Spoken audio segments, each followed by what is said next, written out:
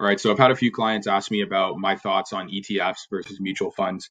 And I'm not a major fan of ETFs unless you're doing it yourself. For myself, for most of my clients, I use mutual funds.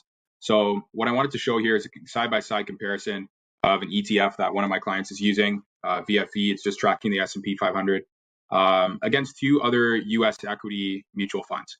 So what we're taking a look at here, the blue line is actually the ETF, which mirrors the S&P 500. The orange line, the dark orange, is AGF American Growth Fund, and the yellow line is Fidelity Global Innovators Fund. The Fidelity fund I'm using here is not really tracked against the S&P 500, but it's still a U.S. equity-based fund with a pretty interesting strategy. And the question was, do mutual funds outperform ETFs?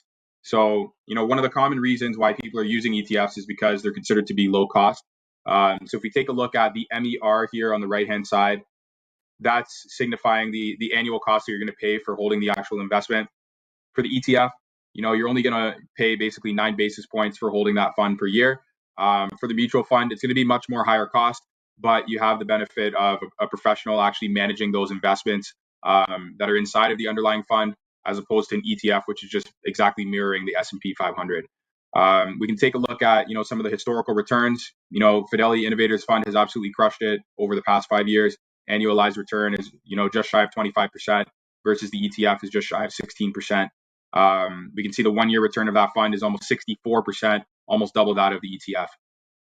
What I like to look at as well is the drawdown analysis. So this tells me how much risk you're taking on and what you can expect when markets are not performing well. So if we again take a look at the blue line, this is the ETF, which again mirrors that S&P 500. The AGF portfolio actually has better downside protection, as we can see here. There's not as much drawdown. What I'm looking at primarily here is 2022. That was a bad year for the markets, and we can see that the AGF American Growth Fund held off pretty well compared to the S&P 500. Global Innovators had a tougher time. It's a little bit more of an aggressive strategy, so you can expect that the downside is going to look a little bit worse than the markets, but the upside is also going to look significantly better as well. As we can see year to date, over the past year, over the past 5 years, it significantly outperformed that of the overall markets.